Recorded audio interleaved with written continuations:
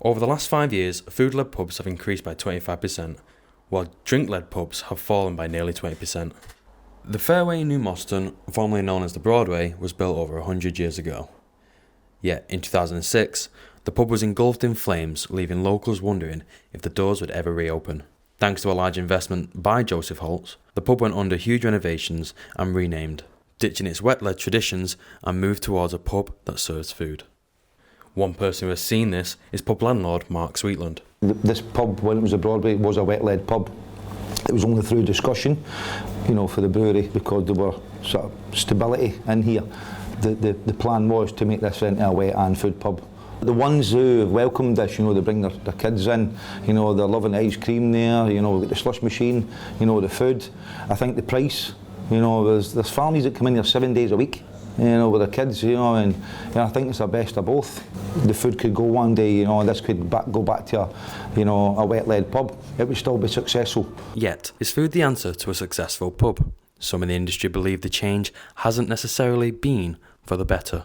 It's quite surprising really how much the pub is used, and it is at the heart of the communities, but the pressures that are put on to landlords nowadays and beer tax, etc., which is then often sadly passed on to the customer, means that they can no longer sustain to stay open. Food is it's very difficult, and B, it doesn't always inspire customer loyalty. So customer loyalty on food is a lot less than traditional drinking pubs, just because there's so much choice out there for customers for food.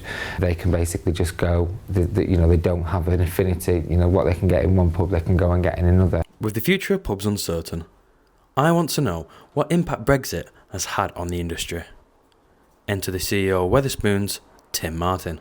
Well, our business has done very well since the referendum, and there has been no noticeable effect. Certainly not a bad effect. Trade's picked up. So things haven't changed that much. The economy's done well. I think there's a million more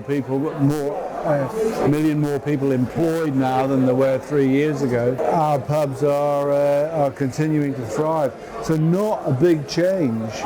According to a study by the Institute of Alcohol, since 2000 the amount of beer people are buying in supermarkets and shops has increased by 27%. I think over the years, most people in the UK have done their drinking in pubs, whereas in other countries in the world, they tend to do their drinking at home, buying it from supermarkets. So pubs have been an easy target for taxes. More and more taxes have been applied, and it's starting to affect pubs badly.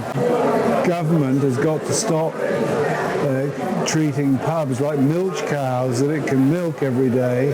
With the outcome of Brexit still to be decided, will the pubs please ever be heard?